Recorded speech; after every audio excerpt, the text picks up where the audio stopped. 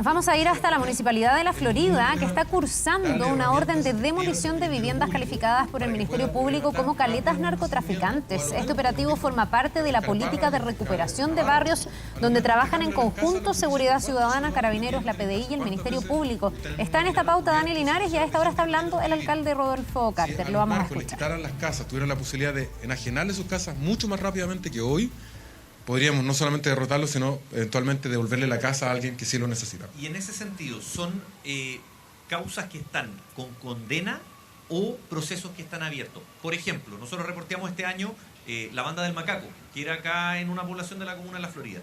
Por ejemplo, ¿entraría también en esa categoría? Esto va a transitar desde la formalización hacia arriba. Cuando hay una formalización es porque hay una presunción para poder acusar a una persona y evidentemente estamos viendo casos de personas que están detenidas.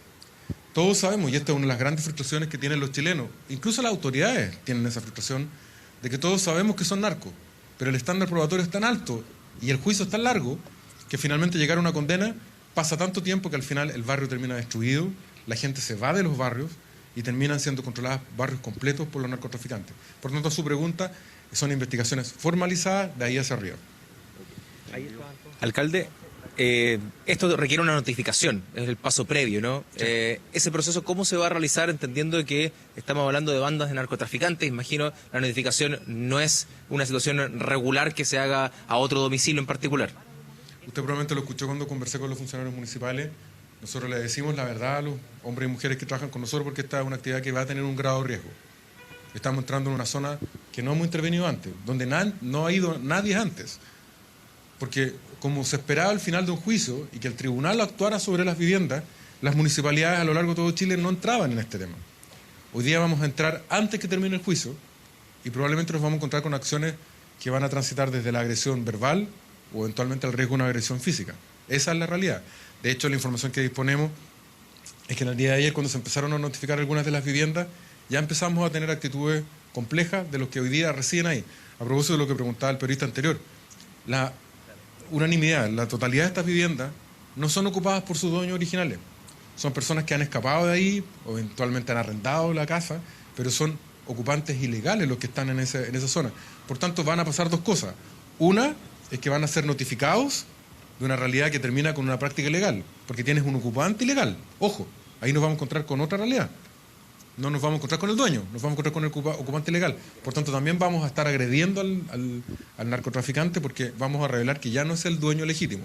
Y lo segundo, a partir de su pregunta, evidentemente se le va a dar un plazo muy reducido, legal, pero muy reducido, de que tiene que desocupar, tiene que demoler. Y lo más importante, el proceso de demolición evidentemente va a ser muy rápido, pero va a ser con un horario que vamos a reservarnos por las mismas razones de seguridad. Lo que gatilla la posibilidad de demolición es la ampliación irregular. Es lo que finalmente se permite quien, por ejemplo, esté en estos procesos judiciales y no tenga un domicilio ampliado o con construcción irregular, no está sujeto a esta acción municipal, que es distinta a lo que realizan los tribunales una vez que enajenan bienes, ¿no?, cuando terminan los juicios. Mire, probablemente el delincuente más famoso de la historia, Al Capone, no cayó por la larga lista de sus delitos, cayó por un juicio tributario, por un fraude tributario. Era un delito chiquitito que lo permitió encarcelarlo y derrotarlo. Muchas veces nos encontramos que los grandes delincuentes, las grandes bandas de delincuentes se pueden derrotar con este tipo de cosas, compartiendo información entre el Ministerio Público, nuestros fiscales, con la policía y con la municipalidad. Si lo relevante es que tengamos la voluntad de hacerlo, porque esto va a ser complejo. Y queremos decirle también a ustedes, a los medios, que nos preparemos, porque va a haber resistencia. Les quiero anticipar a ustedes mismos que cuando vayamos juntos a hacer este tipo de trámites, van a salir mujeres, van a salir niños, nos van a decir que están cortando las alas, que esto es una injusticia, porque sabemos cómo operan. Y muchas veces, por evitar ese conflicto, evitar que ustedes cubran esa noticia, los municipios se cuidan de no intervenir porque no quisiéramos aparecer actuando injustamente contra una mujer o contra un niño. Pero ya sabemos, por la inteligencia que tienen las policías, por la información que nos entrega el Ministerio Público, que estas son residencias de narcotraficantes. Y que a pesar de que usen todo este estratagema comunicacional de victimizarse, tenemos que actuar con todo el rigor de la ley. Sin violencia, pero con todo el rigor de la ley.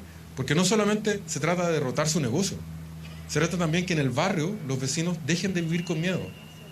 Lo frustrante, como lo decía al principio de la presentación, es que muchas veces los vecinos ven llegar a la PDI, a la policía, se llevan al narco, se enteran por la prensa de que cayó un narco, pero al día siguiente ven que la casa sigue funcionando igual. Y que el que maneja el negocio es otro narcotraficante, o cuando son derrotados una banda, llega la banda contraria, la de la otra cuadra. Entonces, ese tipo de cosas también tienen que ver con una mirada de esperanza hacia mucha gente que vive con miedo. Muy buen día para Mega Noticias. Justamente por eso quisiéramos saber qué va a pasar después de la demolición. ¿Cómo se va a actuar, o si es que ya se tiene pensado qué va a pasar cuando ya está el terreno vacío? ¿Cómo no se va a evitar una toma nuevamente?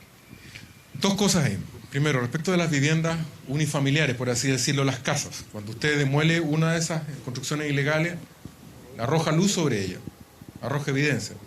Sabemos, por lo que tenemos en doctrina comparada, que cuando se hacen ese tipo de cosas los delincuentes migran, se van, porque queda evidenciado su delito. Probablemente también usted, por su trabajo territorial en distintos barrios de Santiago, cuando las víctimas le dicen, mire, ese es narco, se nota inmediatamente por lo grande que es la casa comparada con el resto. Tiene portones especiales, tiene vidrios